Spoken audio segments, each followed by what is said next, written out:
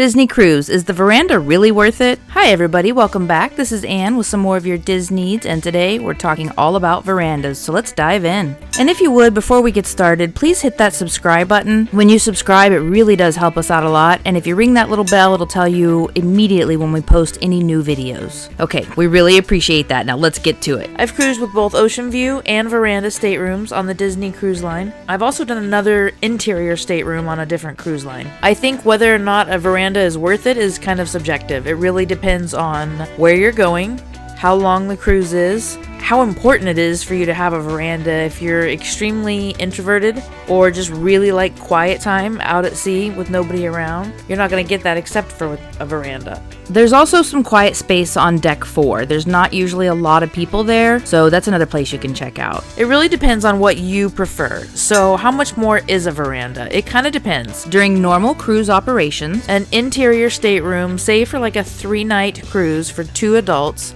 can start around $1,500–$1,600. In that price range, you could have an ocean view for maybe $1,700 and a veranda for $2,000. There's usually a bit of a jump between the interior stateroom and the veranda. If you're on one of the edges of school vacations, for example, you can go to Alaska all summer. You can also go to Alaska in September, and the cruises to Alaska in September are a lot cheaper than the ones in July and August. And that's because people are off from school. You can get a better deal in those times, the shoulders of the season. It really depends on how many people are booked on the ship. The fewer people that have booked, the smaller the jump in price, which makes it more worth it. Also, there's a few that are really worth it. Like I said, if you're an introvert, if it's really important you to have your quiet time, we love to get room service in the morning. We make sure we get some coffee and take it out on the veranda if we have one. It's a really beautiful way to start the day, and honestly, it's one of my favorite ways. If you're on a port-intensive itinerary, I would really consider maybe not getting a veranda if you're going to be at the ports all day, because you're just really not going to use it. However, if you have multiple sea days, or if you are going to Alaska,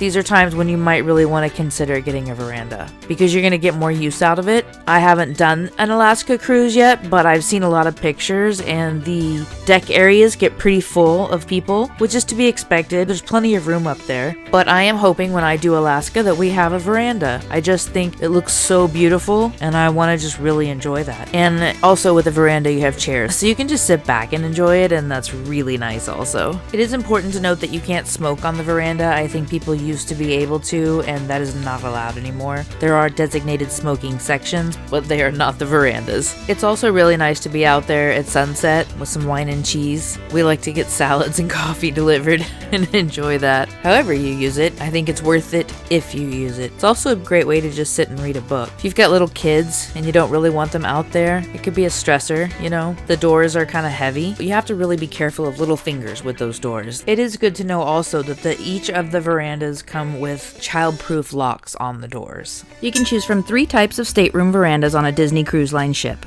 The standard veranda features an open-air balcony skirted by an acrylic wall, allowing for a full view of the horizon even while seated. The white wall veranda offers open-air lounging with a solid wall from the deck to the railing. Most of these staterooms are located in the aft portion of the ship. The navigator's veranda is enclosed for greater privacy, while still affording a stunning view and sea breezes through a large open-air porthole above the railing. I feel that's probably a little safer with children, but I have not traveled with small children, so you definitely have to be your own judge of that. Verandas differ by size and style, depending on the ship and stateroom type, and the view on some verandas may be obstructed.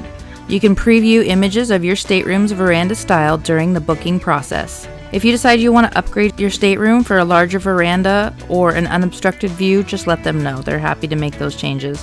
It'll probably be an increase in cost, but they can definitely do that. They have obstructed where it might have plexiglass or it might have the white wall, and part of the view is going to be obstructed on one of the corners. It's a great way to get a cheaper veranda, actually, if you don't mind that little bit of obstruction. We did that one time and we loved it. They've also got a navigator's veranda, which has a big, kind of like a porthole cut out with a little space that you can be in there with kids, but it doesn't have that actual door going out to a separate veranda. And then they have the typical full veranda where it's got the plexiglass with the chairs. Some of the verandas also have adjoining accommodations. On most adjoining accommodations, the partition between verandas can be opened to create a larger balcony for sharing, with access between the rooms. So you can contact your stateroom host and ask them to unlock those. They don't all unlock. If you have adjoining rooms though, sometimes they will unlock and you can just have one big veranda. We did that one year. We went on a maritime cruise. There were 4 of us, 2 in each cabin, and we just kind of kept the door between the cabins open, and we opened up the veranda partition, and it was really nice. It was just like almost like a big suite for all 4 of us. So it kind of depends on whether it's worth it to you or not. I would say when you're looking at your cruise, if you think you might want a veranda, go in there and play with the different levels of verandas to see what kind of price differences you can get. Look in those low season time of year. January is a good time of year. September and late April, early May can also be less popular times of year. You just really need to keep a watch on it and see what's important for you. It's definitely at least a few $100s difference usually for 2 people to get a room that has a veranda. So if it's really important to you to have that money for souvenirs or for tastings, forget a veranda. Just go enjoy all those other things on your cruise. And sometimes you might want all of that, the veranda and all those tastings. That's the great thing about the Disney cruise. You get to design it your way and have a wonderful time. For me, for us, a veranda is worth it if we've got sea days, if the price is in the right range. We do try to travel off season, so that does help. And whether or not we're going to get out to the ports much, if we're going to be out at the ports a lot, then we won't really get a veranda. But when we have those sea days, it's really nice to have it. A transatlantic, that would be an amazing veranda trip. I haven't priced that one out, but that's one I would definitely look into doing a veranda. Veranda is the next level added onto the cruise, and I can see that the more we cruise over the years, wanting them even more, especially in those areas where the scenery is a large part of the trip. It's such a beautiful perspective to see the world from, and no matter which stateroom you choose, excluding concierge of course, you get the same services and experiences on board as everyone else. The length of your cruise is another important detail to consider for verandas.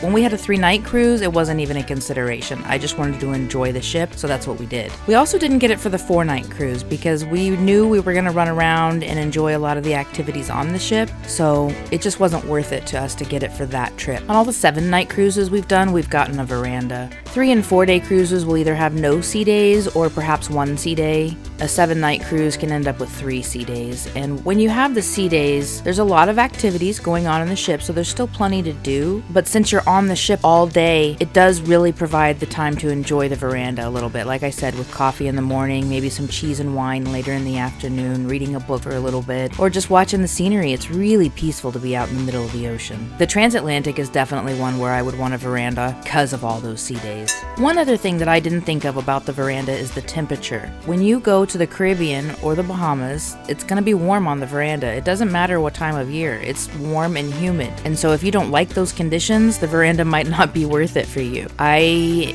do prefer cooler weather for sure, and I'm not very fond of humidity, but I still did get out there and enjoy it. In the afternoon, I didn't go out there very much, but in the early morning especially, it's just such a beautiful, peaceful way to wake up. I think the coffee on the veranda is honestly my strongest consideration for why we get it. It's really just what works best for you and your family. Those are the key considerations, I think, with the veranda. Let us know what you think in the comments below. Do you think a veranda's worth it? Please subscribe, it really does help us a lot. And if you ring that bell, you'll know whenever we have any new videos. And we'll see you real soon with some more DisNEEDS.